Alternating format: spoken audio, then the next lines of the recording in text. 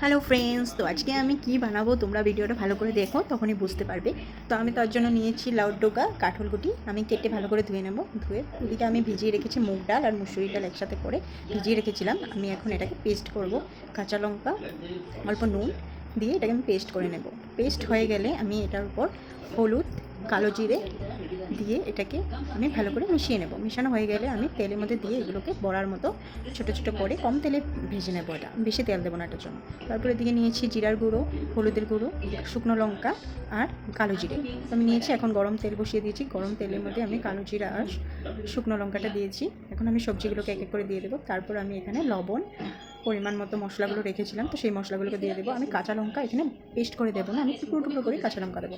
তো দিয়ে আমি ঢাকনা লাগিয়ে রাখবো। তো ঢাকনা লাগানোর পর উঠিয়ে দেখবো এটা আমি ভাজা ভাজা হয়ে গেছে। এটা অনেক সুন্দর সেন্ট বেরোবে।